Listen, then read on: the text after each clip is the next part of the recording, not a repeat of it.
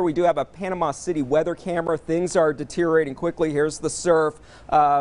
That is all going to be coming in on shore. The storm surge is going to be a potential, huge potential for this. Rain's really starting to pick up for them as well, and those winds are just going to be really whipping around. You can see the palm trees in the foreground really whipping around. Very strong winds with this, probably getting close to hurricane force in this view. The reporting site's just shy of that tropical storm force winds right now, so certainly this is going to be a pretty rough situation for them, and it's going to be getting pretty rough for us as well. Going back to the weather computer for us, those strongest winds are going to be down at the coast for us, and as we do head into the later part of the day, that's when we'll be dealing with those major winds coming into our area. So this is the situation that we're dealing with right now. That's just the beginning of what we will be seeing as we do head through the later afternoon hours. We're going to regroup behind the scenes right now, and I think we're going to go over to Ben Stanfield with another perspective on this storm from across the viewing area. Ben.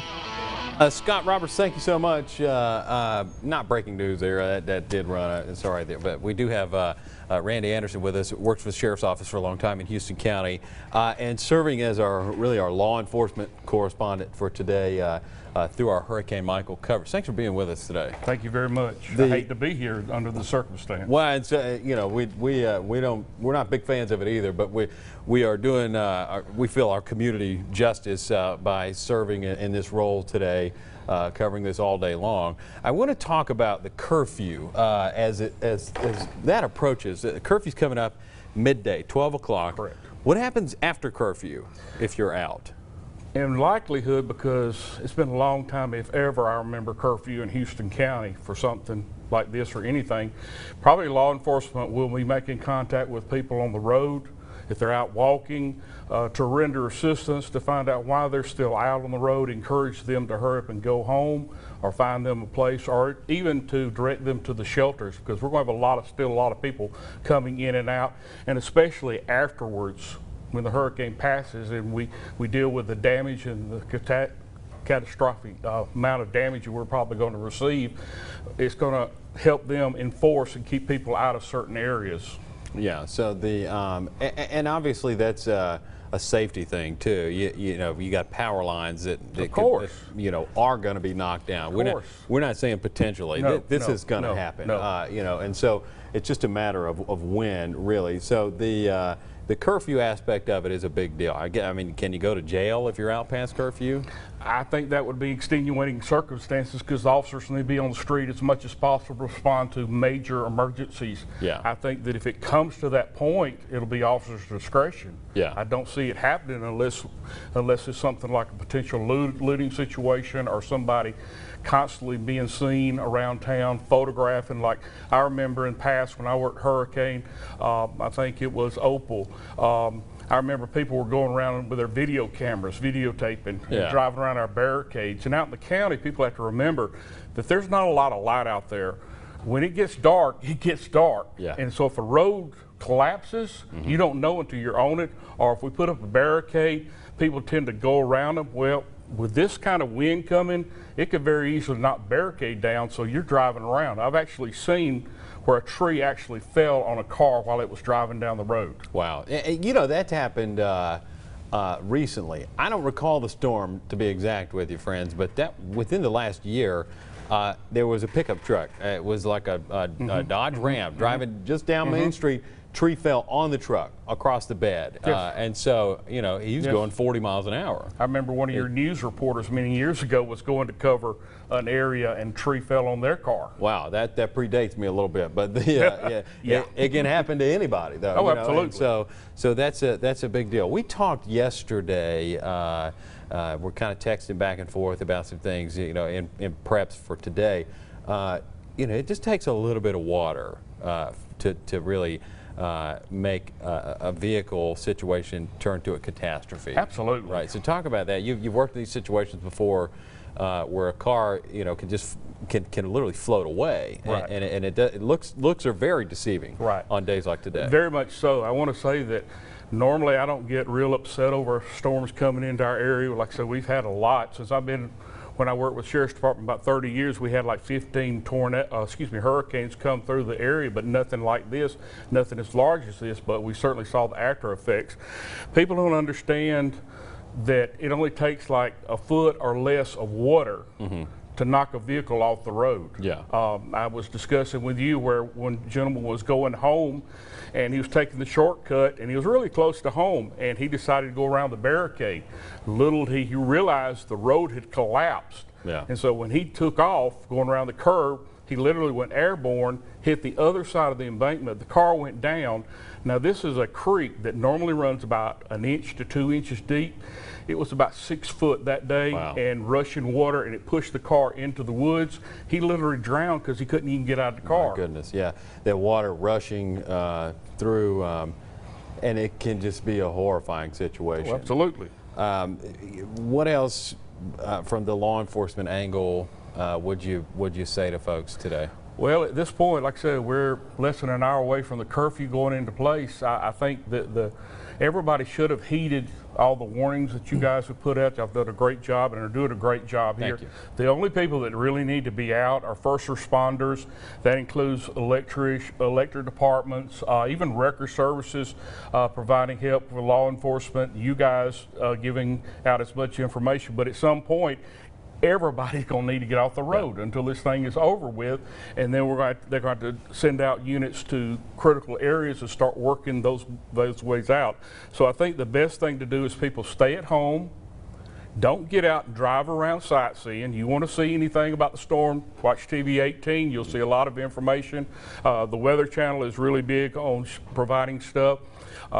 Only call 911 if it's a life-threatening emergency. Yeah. If you need information or you want to let them know about your electricity's down or trees, a bunch of trees in your neighborhood that are down, then you call 211. Yeah.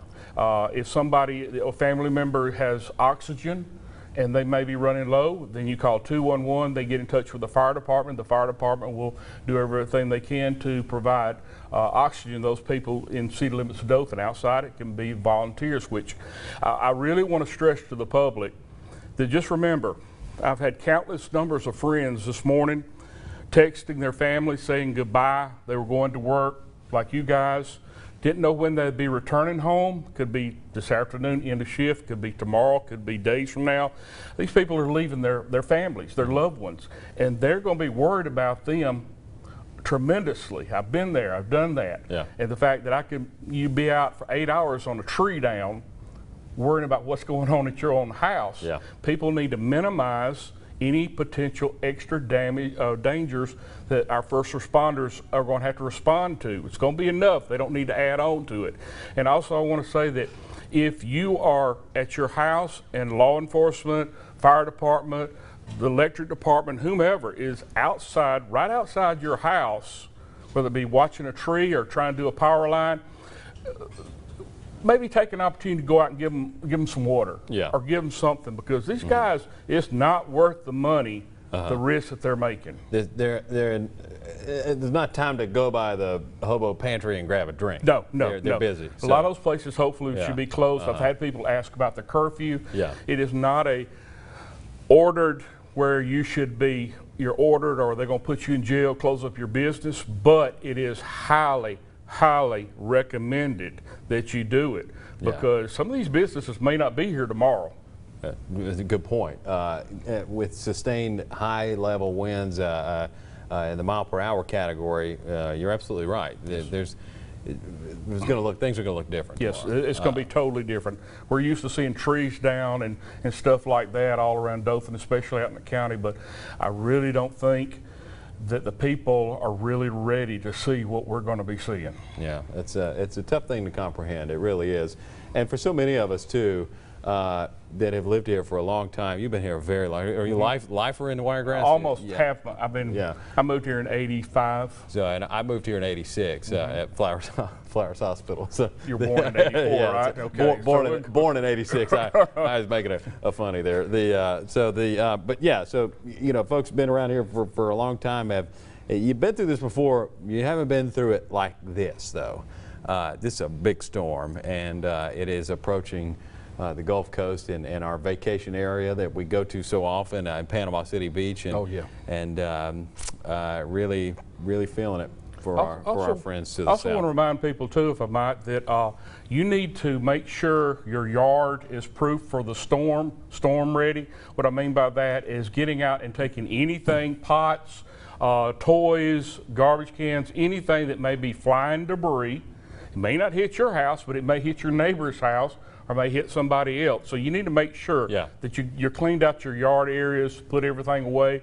Your animals are taken care of. I know that there's y'all have talked a lot about that. I know the Houston County Farm Center in the past has held animals for people coming through with the storms and all. So I think, we've got to really watch out for everything, including our elderly, especially our elderly and our pets. Yeah, absolutely. I'm going through a couple of notes here. If you have a question for Randy Anderson, send it to us, please. Just go to the Facebook page, WDHN News, and just send us a message, and we'll try and get that answered for you. I'm going to roll through a couple of things real quick. Let's see. City of Headland, curfew starts at 2 o'clock. And once it starts in Headland, they say it will last until further notice. Thank you to Chad Sowell from EMA for sending that to us. A couple of things. Yeah, we had a question earlier about UPS. UPS is running. They've been here, actually, today. And so let's pull up a camera shot at Panama City Beach that we've got. And here we go. All right, this is the real deal right here. Panama City Beach under the gun of this hurricane system that is moving in right now. Scott Roberts' microphone is on. Chime in on this for me, Scott. Yeah, actually, we are right now basically starting the eye wall come on shore, just down from Panama City. If we want to go to the switch from the camera source, very compelling scene there, but on our satellite and radar, we can see that coming on shore right now. There's the storm approaching, a very large eye with this storm about 20 miles across, and it is, well, just in the last minute or so, this updated, that eye wall is not 13 miles offshore. That is about 5 miles offshore. So those winds are moving in for us. And here's the closer look at it on Action Radar. On Action Radar right now, it is just offshore, and right here is where we do have those strongest winds coming on shore. Those winds up in excess of 150 miles, 45, 150 miles per hour coming on shore, with those winds gusting even higher. Very strong inflow. We already had hurricane force wind gusts reported for Port St. Joe and also Apalachicola. So this is just going to be deteriorating. The Air Force Base, they're very much in the bullseye for this coming on shore. Panama City itself, Panama City Beach, seeing some of those wind gusts as well. And here are the particulars on the storm. We'll have another update coming in a couple of hours, 150 miles per hour, but we're going to be getting more reports, and we'll have a better idea of exactly how strong the storm is as it is coming onshore for us. And as far as what we're going to be dealing with, the 100 mile per hour winds possibly, if not greater, for us here in the Wiregrass, and those winds will be with us for several hours for us going into the afternoon and evening. Ben? Scott, I got a question for you. All right, so, and I tell you, if you just want to walk over here to the desk and hang with us for a minute, we'll get a little bit wider shot here. For folks at home, explain exactly what landfall is for the hurricane. Well, landfall is you can look at it in a couple of different ways. The technical term is when the center of the circulation does cross on the shore. But prior to that, that's when you start to have the eye wall coming on shore. So that's really the worst part of it, when you have those strongest winds right in the core of that eye wall, which we are dealing with now down at the coast. So things are going to be going downhill for them very quickly if they already aren't. May I ask a question too?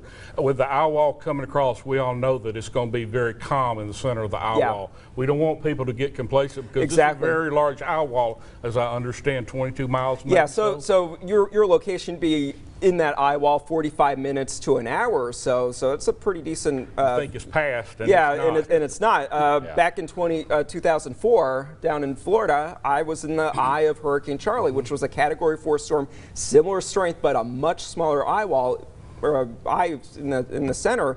We saw sunshine for about 15 minutes. Wow. Clear skies. Clear sky, and it got very hot in the center of the hurricane. All the air that's coming in. There's the way hurricane stacked. You have low pressure at the surface, high pressure aloft. High pressure is sinking air. That air sinks and compresses, so people will notice a change in the temperatures for that short amount of time. We've never experienced one of these in daylight. No, that's what I'm saying. So this That's is the big new thing. territory for the Wiregrass. Yeah, it's all of gonna- our hurricanes right. hit at night. Yeah. Opal, Yeah. Ivan, which Ivan was not a direct hit, but close enough to really, mess us up Right. for a few Right. days. And so It's going to be dark, but it won't be that dark. we Right. did get the eye of the storm passing over in Opal in '95. Right. And it calmed down. I mean, it was very. It's scary when you realize. Yeah. Because it goes from 100 and something mile per hour winds to nothing like that. That's how tight the grade is. Then In a it, matter as of that minutes. eye And moves then, on. yeah, and that's why you don't want to be complacent and go Exactly. out, because you can Yeah, think, oh, look, exactly. it's clear, it's calm, and before you know it, the door that you had Back open in. on your house, that's letting all the air back in, tearing things apart. So that's another reason why you don't want to go out, Yes. so Yeah. you don't Yes. expose your house, your building, wherever you are, to those winds. That's how a lot of damage occurs.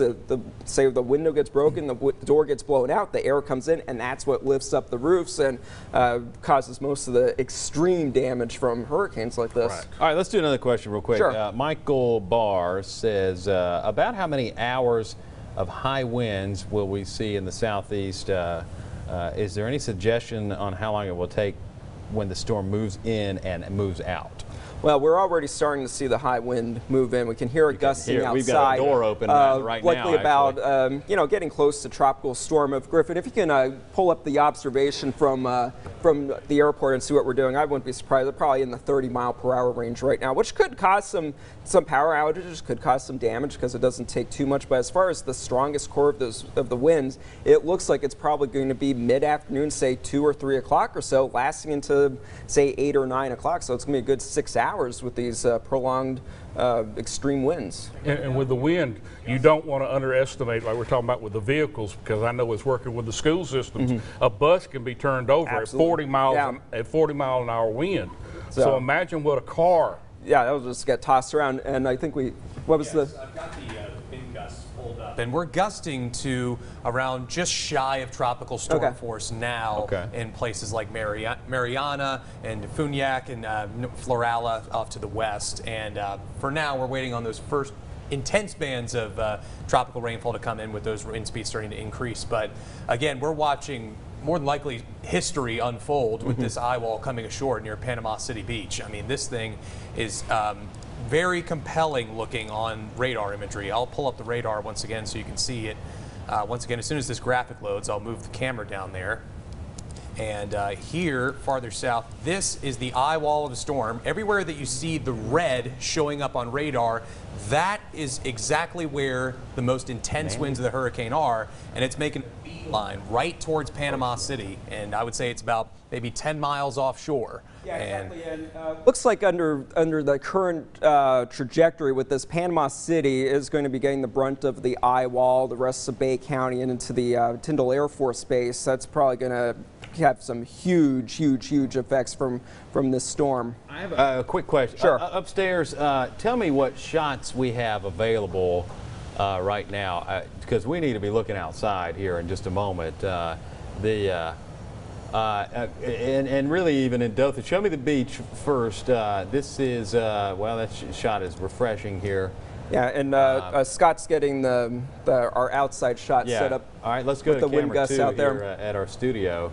Yeah, show there you go. this. Those trees are starting to whip around. You can see the rain blowing from left to right. That's that east Right. to west wind that we are expecting as that center does start to come on shore. Eventually, later on, those strongest winds will be coming out of a more northeasterly direction as that eye is trekking just to our southeast. Right, because we're on the left side of the eye. Exactly. Yeah. So I know someone did ask about, just asking about the direction of the trees in the short term. Yeah. Things, since the strongest winds are from east to west, things will get pushed toward the west. Okay. So if you're trying to plan things out and trying to guess how long you might have power or something, if your power line is on the west side of trees, you might lose the power a little Yeah. bit sooner than May if not it's be on up the the east street, side. but- Yeah. Yeah. Plus, who knows what the rest of the grid is like.